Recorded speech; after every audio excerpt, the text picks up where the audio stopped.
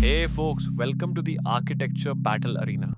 In today's matchup, we're pitting two heavyweights head to head, single tenant versus multi tenant architectures for your SaaS. Which one takes the crown today?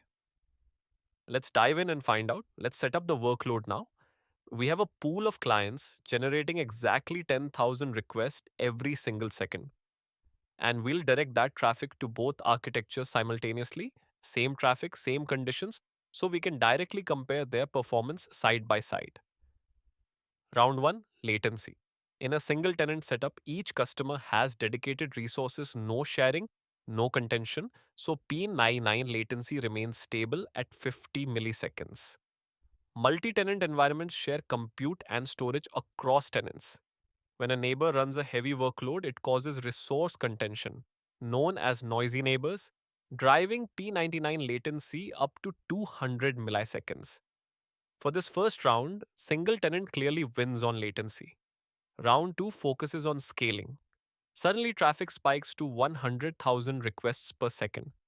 For a single tenant architecture, this means provisioning new instances from scratch, spinning up virtual machines or containers, configuring them, and waiting for them to become healthy.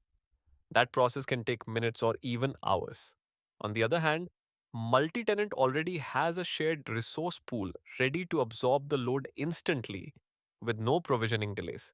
So, when it comes to rapid scaling under pressure, multi tenant clearly wins this round. Round 3, failure. A security breach occurs in one tenant's environment. In a multi tenant architecture, the shared database creates a serious risk of cross tenant contamination, potentially exposing data from all tenants. Conversely, a single tenant design isolates the breach entirely within that single instance, containing the damage and preventing it from spreading to others. Single tenant wins this round decisively. Round 4, cost. Single tenant architecture requires dedicated instances for each customer, meaning separate servers, storage, and networking must be provisioned and managed individually. This drives up infrastructure and operational costs significantly. Hardware procurement, power, cooling, and administrative overhead all multiply.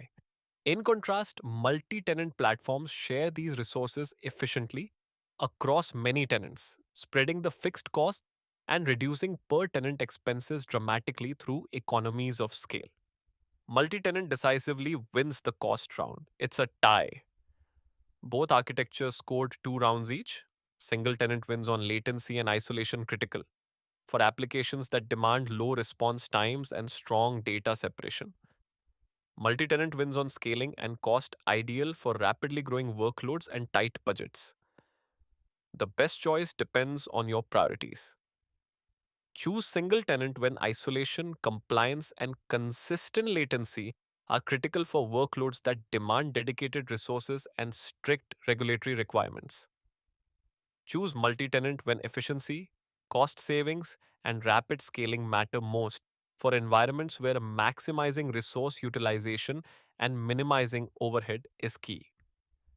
SaaS architecture is all about finding the right trade off.